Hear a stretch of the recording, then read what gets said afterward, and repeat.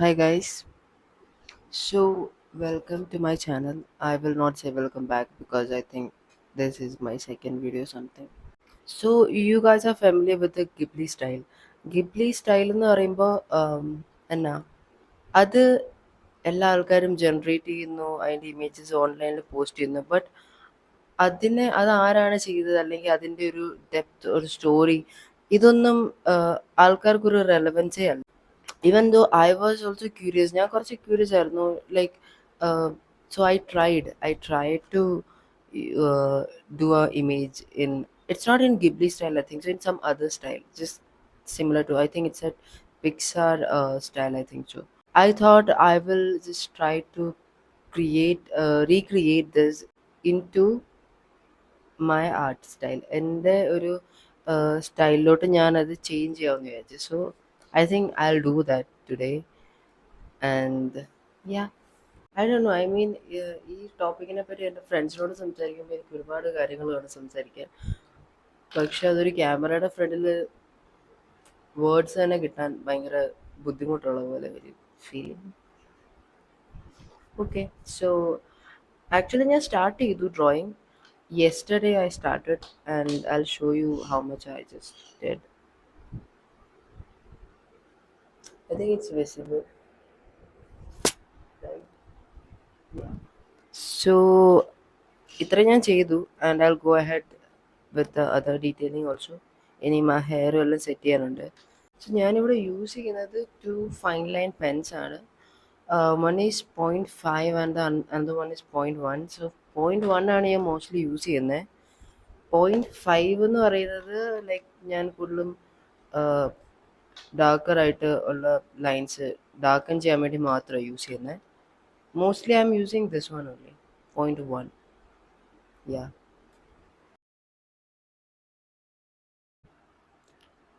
എന്തെങ്കിലുമൊക്കെ ഒരു ഹോബീസ് ഉള്ള ആളായിരിക്കും നമ്മളിൽ പല ആൾക്കാരും. ചിലരിത് കുഞ്ഞിലേ മുതലേ അതിനോട് പാഷൻ തോന്നിയിട്ട് ചെയ്യുന്നതായിരിക്കാം, ചിലർ റീസെൻ്റ് ആയിട്ട് ഡിസ്കവർ ചെയ്തതായിരിക്കാം. എന്താണെങ്കിലും എല്ലാവർക്കും അവരായിട്ടുള്ളൊരു സ്റ്റോറി ഉണ്ട്. ആലോചിക്കുമ്പം I also have a story actually. തൽക്കാലം ഇപ്പോൾ ജിമ്മിൽ പോകാൻ ടൈമായി. So I'll go to gym and then I'll be back in some time.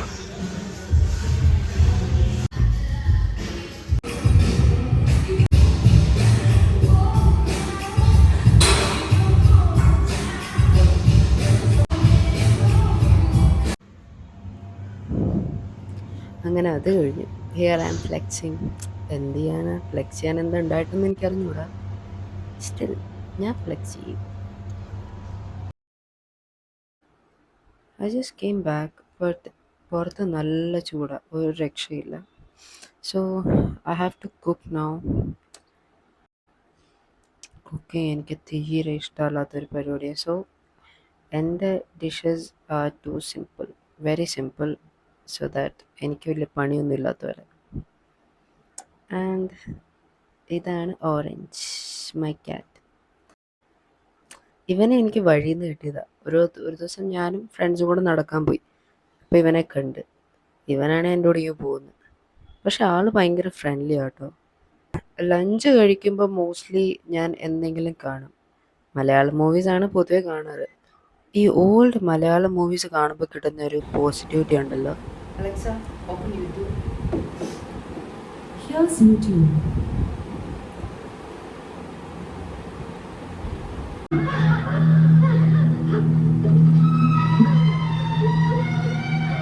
പിന്നെ മിണ്ടാണ്ട് ഇറങ്ങി കൊടുക്കുക, ഉപദ്രവം ഉണ്ടാവില്ലോ. എന്നിട്ടൊരു വീട് വാടകയ്ക്ക് എടുക്കുക. ഉദ്യോഗസ്ഥ ഉണ്ടല്ലോ, ഉദ്യോഗസ്ഥ. അങ്ങനെ ഞങ്ങൾ തങ്ങി കൊടുക്കില്ല. ഇത് വലിച്ചു നീട്ടിയിട്ടൊന്നും ഒരു കാര്യമില്ല, അങ്ങനെ ഇരിക്കും. സോ ഞാനൊന്ന് പുറത്ത് പോകാമെന്ന് വിചാരിച്ചു.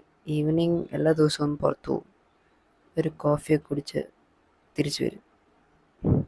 ഇവർ നമ്മുടെ ഇവിടെ ഉള്ള ആൾക്കാരൊക്കെ തന്നെ സ്ഥിരം. അതിൻ്റെ കൂടെ എനിക്ക് പനിയുമായി. അപ്പം നിങ്ങൾ വിചാരിക്കും ഇതൊക്കെ കണ്ടിട്ട് നിങ്ങൾക്ക് എന്ത് കിട്ടാനാന്ന്. ഒന്നും കിട്ടാനില്ല, എന്നാലും ചുമ്മാ കണ്ടോ. ഇതാണ് കേസരി ബാത്ത്. സംഭവം അടിപൊളിയാണ്, ഷുഗറാണ് ബട്ട് നൈസ്. സോ നമുക്ക് നമ്മുടെ സ്റ്റോറിയിലോട്ട് പോവാം. ഓറഞ്ച് ഇവിടെ ഉണ്ട്, അവൻ്റെ സ്ഥിരം പ്ലേസ് ഇത് തന്നെ എൻ്റെ ടേബിൾ. സോ ഞാൻ സ്കൂളിൽ പഠിക്കുന്ന സമയത്ത് ഫസ്റ്റ് സ്റ്റാൻഡേർഡിൽ ഞങ്ങൾക്കൊരു സാറുണ്ടായിരുന്നു, ഡ്രോയിങ് സാർ. അപ്പം ഒരു ദിവസം ഫ്രീ പീരീഡ് ആയിരുന്നു. പുള്ളി ഞങ്ങളുടെ ക്ലാസ്സിലോട്ട് വന്നിട്ട് ബോർഡിൽ ഒരു പൈനാപ്പിൾ വരച്ചു. എന്നിട്ട് ആ പൈനാപ്പിളിൻ്റെ കളേഴ്സ് ഇന്ന സ്ഥലത്ത് ഇന്ന കളർ കൊടുക്കണം സാർ പറഞ്ഞു. എന്നിട്ട് ബോർഡ് ഇറേസ് ചെയ്തിട്ട് ഞങ്ങളോട് പറഞ്ഞു, ഇനി നിങ്ങളെല്ലാവരും കണ്ടത് ഓർമ്മ വെച്ചിട്ട് വരച്ച് സബ്മിറ്റ് ചെയ്യാൻ പറഞ്ഞു. സോ ഞങ്ങളെല്ലാവരും ഡ്രോയിങ് ബുക്ക് എടുത്ത് വരച്ച് സബ്മിറ്റ് ചെയ്ത് കഴിഞ്ഞ് അവർ ചെക്കൊക്കെ ചെയ്ത് പിറ്റേ ദിവസം ബുക്ക് കിട്ടി എല്ലാവർക്കും. സോ ഞാൻ എൻ്റെ ബുക്ക് നോക്കിയപ്പം എനിക്ക് 7/10. So I was like okay, അത്ര വലിയ സംഭവമൊന്നുമില്ല, ബട്ട് 7 ഓക്കെ ഫൈൻ അങ്ങനെ. എന്നിട്ട് സാറ് വന്നിട്ട് പറഞ്ഞു, ഓക്കെ 1 കിട്ടിയവർ എണീക്ക്, 2 കിട്ടിയവർ എണീക്ക് അങ്ങനെ. ലാസ്റ്റ് 7 കിട്ടിയവർ എണീക്കെന്ന് പറഞ്ഞു. സോ ഞാൻ എണീറ്റു. അപ്പോൾ സാർ പറഞ്ഞു, okay you got first.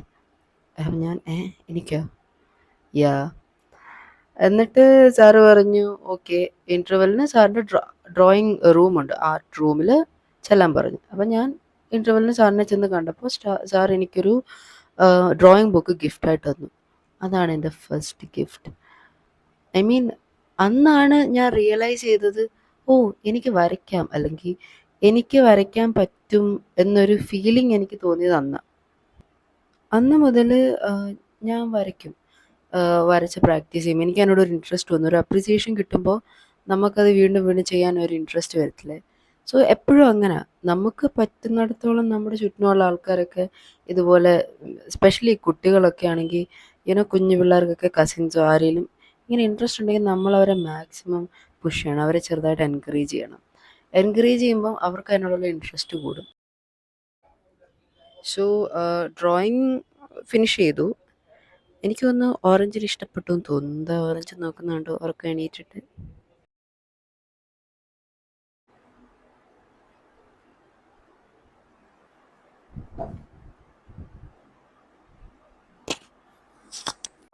Hi guys, good morning.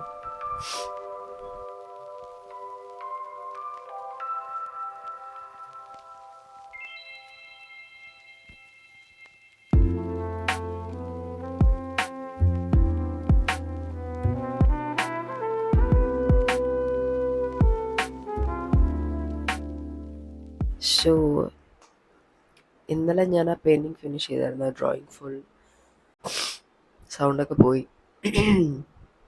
It's okay.